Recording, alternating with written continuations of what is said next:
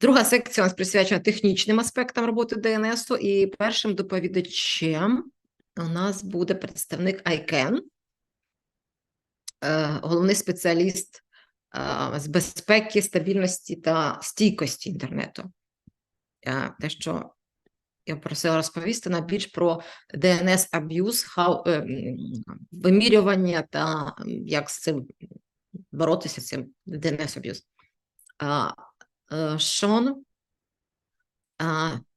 Siôn Lloyd, Lead Security, Stability and Resilience Specialist in the ICANN Office of CTO, and his presentation will be cover DNS abuse measurement and mitigation.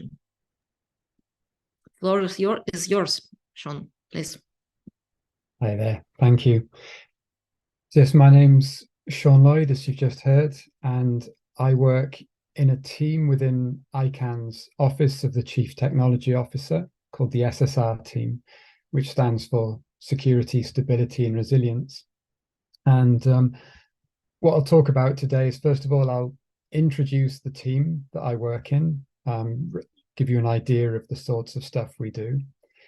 And then I'll talk about two of the projects that we've worked on, one of which is a measurement project, so it looks to measure DNS abuse, and the second of which is a mitigation-based project, so it looks at how we can help, how we can interrupt bad domains, or at least shorten the time that they're active and doing harm. And then I'll end up with a few examples that are particularly relevant to your region. So the SSR team that I work in, we're a bunch of data scientists largely. We do kind of scientific-based research based on the data that we have and data that we can get hold of. And a lot of the stuff we do is to look at metrics, how we can measure abuse, how we can see what's going on. Can we add nuance to some of the data that we collect so we can give you more context and turn raw data into something that's hopefully more useful, put something around it that makes it more actionable? Or can we tell a story? Can we show trends and give more insight into what's going on? So why metrics matter is because you can show the same data as we have in these two graphs in very different ways. And depending how you look at it, depending what sort of messages you're trying to derive from the data, you can show it in very different ways. And some ways are better for certain audiences or better for pulling out certain aspects of the data than others. And it doesn't mean that there's a right way and a wrong way to show data. It's just about understanding what it is you're trying to say based on it. And what makes for a better metric, for a better measurement? Well, obviously the higher quality you can get, the fewer incorrect data points you can get, the better you'll have. But it's more than that. It can be about improving the context around that data. So you might have a piece of data that's labeled as a spam incident, but a spam incident could mean many different things. Is it delivering malware? Is it delivering a phishing link? Is it targeted at a particular group? So there's lots of sort of external information that we can gather that can improve the quality of that initial measurement. And then finally, it's about understanding what the data can tell you, and also importantly, what the data perhaps can't tell you. So you're not tempted to try and extrapolate too much or take more from the data than is actually useful or correct to extract from it. So this is the way we work in the SSR team. Along the top here, we've got a bunch of projects that we've been working on. And mostly they're about improving our understanding of the underlying raw data that we have access to. So can we add context? Can we improve data accuracy by maybe telling us which data points are unreliable so we can drop some data, or which data is more reliable so we can concentrate more on that and put more weight to those data points? And then how can we gather all this data together and bring together different aspects into something that's more useful than either of them were individually before we could combine them? So the first project I'm going to cover is called DAR, the Domain Abuse Activity Reporting Project. And you may be familiar with this. It's been around for, I guess, around 5 or 6 years now. It's been producing reports. And this is a measurement project. It's about taking what we know from reputation block lists, so people who gather information about observations of malicious behavior within domains, and looking at how we can extract information. So one of the things we do, for example, is we combine it with the zone files that we have access to. So we can see where abuse may be concentrated. We can see which zones have more than their fair share of abuse, or which have less than their fair share, as a proportion to the size of the zone. The main output from this project is monthly reports. They're static PDF reports that get put up on the website and show a number of different aspects of the data that we've been looking at. And then TLD operators can get access via an API to their data on a daily basis. So they get some statistics and aggregated data through that API. There are a number of ways in which the data can be used. Because we have a consistent methodology over a period of time, we can plot historic trends. So we can look back over 1 year, 2 years, 3 years, and show how things have changed, how things have evolved over time. What we don't report on, though, is individual domain names. So we're not providing lists of domains that have been reported. That is something we're hoping to change, but currently we're just reporting aggregate statistics, so that there are limitations as to what we can do with this data outside of the reports. So the reports have a bunch of different metrics, the distribution of the different abuse types within the domains that we're looking at. So we differentiate between malware, phishing, botnet, command and control, and spam. And we look at how the proportions of those differ. Here we have two different populations. We have legacy GTLDs and the new GTLDs, the ones that have been come into use since 2010. And we can see how different populations have different distributions of malicious activity within them. So here's some of the other plots that we have in the monthly reports. This is showing trends over 12 months and how those different abuse types have changed over that period of time, just plotted in a couple of different ways. And then we can also look at individual zones, so individual TLDs, and how abuse is distributed amongst them. So the full report has more information and a few different plots that show different aspects of it. But as you can see, it's all kind of broad statistics. It's all at the TLD level or something like that. There's no sort of individual lists of domains, as I said before. So looking for the future of this project, we're looking to publish some more of the detail of what's gone on underneath the hood. So some of the methodology that we use, for example, to look at the RBLs that we're ingesting into the system and how we understand that data and how we can see how the different sources interact with one another. As we move forward, we're looking whether we can actually share individual domain level data. We're having to negotiate with our feed providers because obviously we're revealing some of their secrets by revealing and passing on that information. So there's a number of negotiations happening.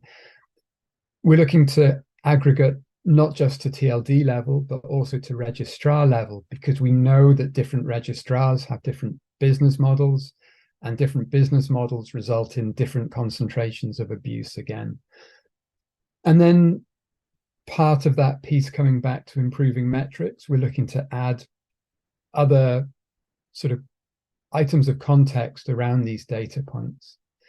So looking at the difference between malicious registrations versus compromised legitimate domains, for example, or measuring how long a phishing site is actually up for, so how long the harmful content is actually available on the internet, so measuring the uptime of these things, and a whole bunch of other things to hopefully make the data more useful and ultimately something that's actually actionable at the end of it as well, above and beyond just the statistics.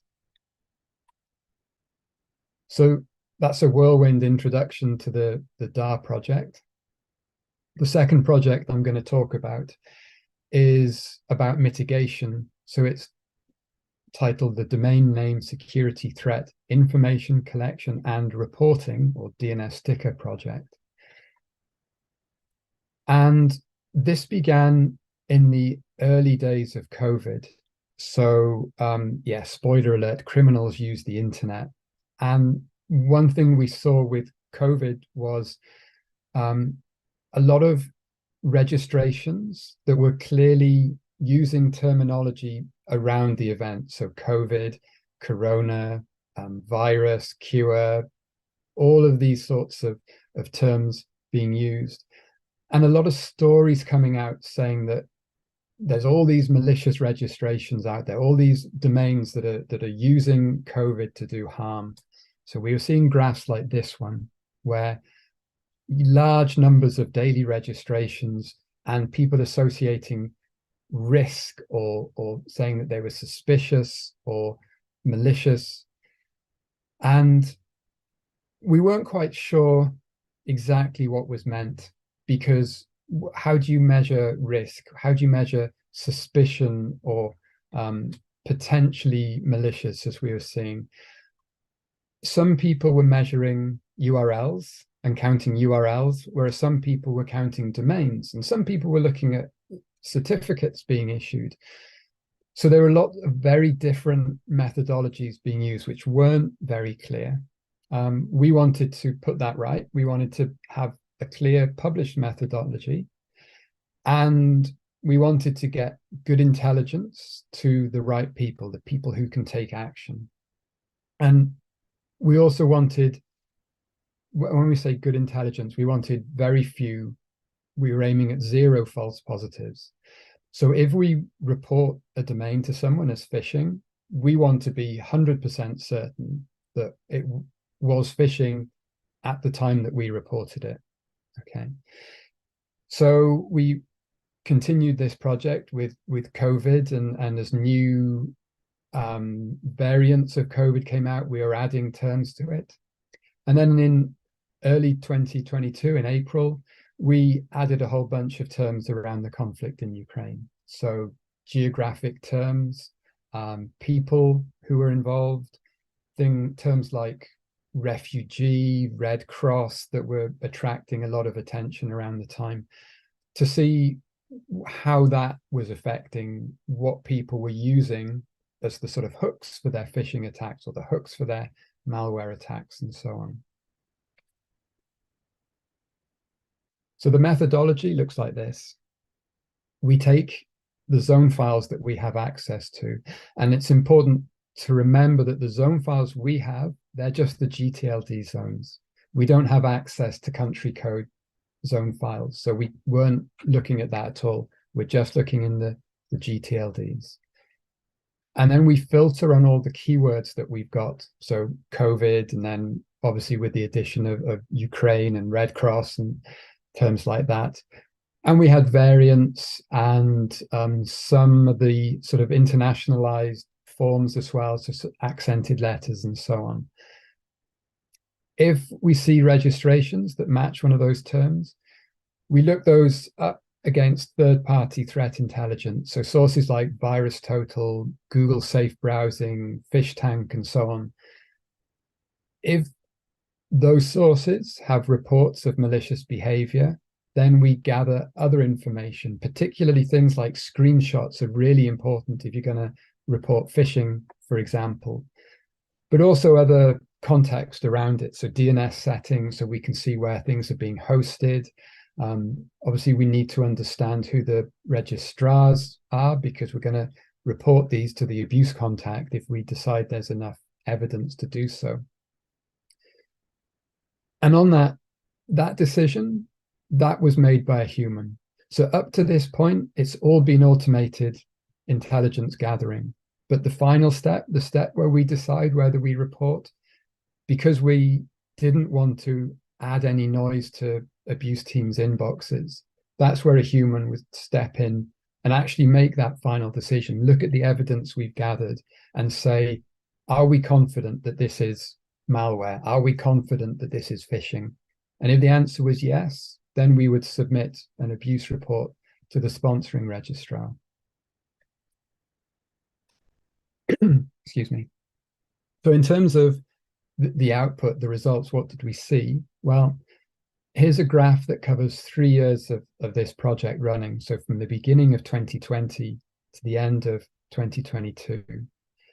And the blue line is the number of registrations that matched one or more of our terms. Okay, so you can see that spike that happened in the early COVID incident. And you can also see the very much smaller spike actually that happened when we added terms around the conflict in Ukraine.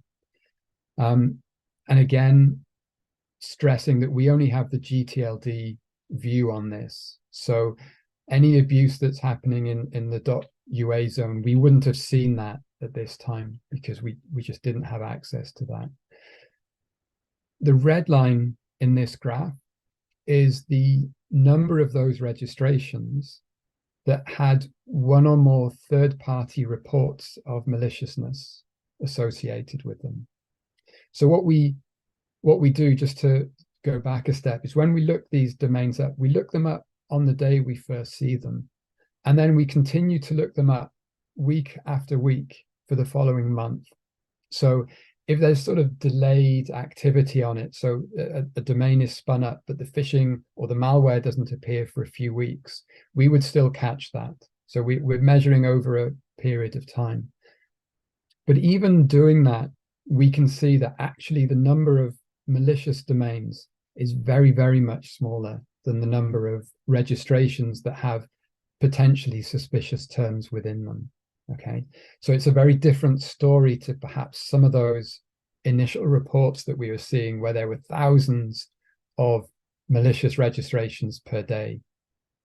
Yes, there were a lot in the early days, but actually it fell off very quickly after that. So just some statistics. Across that 3-year period, we built up to a set of about 580 different search terms. And we looked at about 500,000 domains that matched one or more of them, of which something less than 6% had one or more third-party reports. And actually, an even smaller number again would be regarded as malicious, because a lot of those third-party reports were predictive. So they're based on a probabilistic calculation. Or actually, by the time we came to look at it, even a day or two after the registration, it had already gone away. The registrar had already cleaned it up, and what we saw was either a suspended page or some form of malicious, it's been blocked or it's already been taken down. So there's actually nothing to see at all. But we did see lots of sort of campaigns and repeated patterns and clearly related abuse going on. So things where a similar page or even an identical page is happening on different registrations week after week. So a few examples, particularly from the Ukraine terms that we had. The vast majority that we saw looked like this, or similar to this. They're a similar sort of aim, and it's asking for donations, for support, for generally money, quite often accepting cryptocurrency, sometimes asking for other sorts of donations. But for us, we can't say that this is malicious, because we don't know what would happen to any funds donated to this particular site. They may be genuine, or it may just go into the pocket of some criminal who's cashing in on the situation, using it as a way of getting traffic into their site. Some of them were clearly abusing trademarks like Red Cross or other charities like the UN or something, in which case we could report them as potential abuse. But for most of them, we couldn't say whether they're legitimate or not. And then we saw phishing sites such as this one, which obviously present a problem for me. I was relying very heavily on Google Translate and other services like that to tell me what's going on with this sort of page. A lot of them were similar sorts of message, but actually displayed in a very different way. So we had some that were more visual, some that were less, some that were more text-based, but often with a very similar message. Apply here for your rebate for some level of cash that you're entitled to for some reason or another. And then some that were actually trying to look like they were actually part of the legitimate government suite of websites. The link behind this makes it clear that it isn't part of gov.ua, but it's obviously trying to claim to be, in which case it's very clear to us that this is not legitimate, and we can obviously report these sorts of ones to the registrar. So that's my time. It's a bit of a whirlwind presentation, I'm afraid, but hopefully you found that useful, and I'm willing to take any questions. Thank you. Thank you very much. Do you have any questions?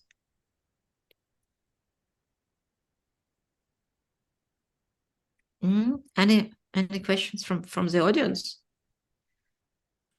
So it's my turn. I have a question about RBL. It's a reputation block list. What RBL do you use? There are several reputations block lists, and which one do you use for your system? It's a very interesting question. We're actually about to publish an Octo document on the process that we go through to choose an RBL, and the short answer is you can't rely on just one, because they all have different strengths, they all have different weaknesses. They may have types of abuse that they concentrate on, they may have geographic regions that they're stronger in or weaker in. They may not look at mobile abuse, so SMS messages. So ultimately, we read as many as we can. Obviously, there's a cost associated. The more you read, even the open source free ones, as you add them, there's a cost in terms of writing the code to read them and maintaining that code, because underlying feeds may change the format that they present, or they may have issues like delivery issues that you have to fix occasionally. So we read a number of feeds is the answer. Spamhaus, Serble, Fish Tank, URL House, to name but a few. And there are other ones. WMC Global have a phishing feed that concentrates on mobile abuse, for example. So that's a very useful addition to fill a gap that we could see with our other feeds. We weren't getting that mobile story necessarily. Thank you. Yeah, One the more question. document will be published hopefully Okay. this month, and that will give Thank more you. insight into what we do with that. And one more question, just to have to clarify, it's all GTLD domains are already in your system. So is this reports apply to all GTLD domains. Is it correct? Yes. So GTLDs, as part of the contract, they make the zone files available. And so there's a system, that the CZDS, that people can sign up to and get access to those. So we use the same system essentially, and it's where we get our visibility on new registrations from. Thank you very much. Do you have any more questions? Чи є питання ще? Так, Дмитро Кахманюк, будь ласка. Yeah, thanks. Just a quick one. So I understand that it's good to track various metrics, abuse, and all for domain zone files. Actually, I've been approached a few times by independent parties who said, "Oh, can we get the main list of your zone? We can monitor it for abuse, for trademarks, trademark violations, for many things." And let's say we are a bit skeptical of this. Is that domain distribution system that you mentioned, how do you mitigate, let's say, do you feel like there's a big issue if somebody is using that for, I don't know, spamming, finding vulnerabilities and all? Because you can find good things, you can find bad things, you can react to good things, you can react to bad things. So how do you control, because once anybody would download, let's say, a list of domains in some zone file, then they can potentially use it for harm. And that's abuse in itself, not maybe DNS abuse as you mean. So how do you mitigate this, and your contracts, how do you guard against this? So in terms of the access to the zone files, there are agreements that you have to sign up to, and admittedly agreements will be broken by bad guys because they're going to do illegal things anyway, right? So but I think ultimately zone files they're out there, they're published, and people can get hold of them. So by publishing them, you enable research, you enable people to do all the good stuff, and the bad people will always do the bad things regardless. They will always get hold of this data regardless. We can't prevent that, we can't stop that from happening. So hopefully it redresses the balance and allows good people to do good things in parallel. Yeah, so you're saying that we cannot stop the bad people, but we can help the good people to be more effective. Yes, exactly. Okay, thank you. Thank you very much. Thank you very much. So for the very good presentation, it just make more clear about how I can mitigate the abuse and what expect from this abuse report. Thank you very much, Siôn. Thank you.